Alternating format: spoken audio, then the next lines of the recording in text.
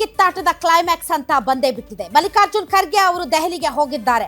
ಪಾಪ ಬಹಳ ದಿನಗಳಿಂದ ಬೆಂಗಳೂರಿನಲ್ಲಿದ್ದು ಎರಡೂ ಕಡೆ ಬಣದವರ ವಾದ ವಿವಾದಗಳನ್ನ ಆಲಿಸಿ ಡಿ.ಕೆ. ಶಿವಕುಮಾರ್ ಮತ್ತು ಸಿದ್ದರಾಮಯ್ಯನವರ ಒತ್ತಡಕ್ಕೆ ಮಣಿದು ಕೊನೆಗೆ ರಾಹುಲ್ ಗಾಂಧಿ ಬಳಿ ಹೋಗಿದ್ದಾರೆ. ದಯಮಾಡಿ ಏನಾದ್ರೂ ಒಂದು ಫಾರ್ಮುಲಾ ಕಂಡುಹಿಡಿ.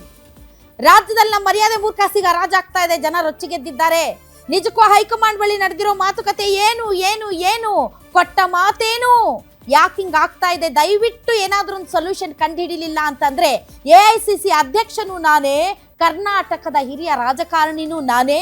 ಹೀಗಾಗಿ ಯಾವುದೇ ಒಂದು ಸೊಲ್ಯೂಷನ್ ಕಂಡುಹಿಡಿಲಿಲ್ಲ ಅಂತಂದ್ರೆ ನಾನು ಮತ್ತೆ ಬೆಂಗಳೂರಿಗೆ ಹೋಗಕ್ಕಾಗಲ್ಲ. Without solution, without decision, without formula, without any ಮುಲಾಮು ನಾನು ಬೆಂಗಳೂರಿಗೆ ವಾಪಸ್ ಹೋಗಕ್ಕಾಗಲ್ಲ.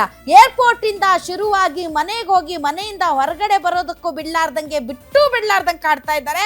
ದಯವಿಟ್ಟು ಒಂದು ಫಾರ್ಮುಲಾ ಕಂಡುಹಿಡೀರಿ ಅಂತ ಖರ್ಗೆ ಅವರು ದೆಹಲಿಗೆ ಹೋಗಿದ್ದಾರೆ.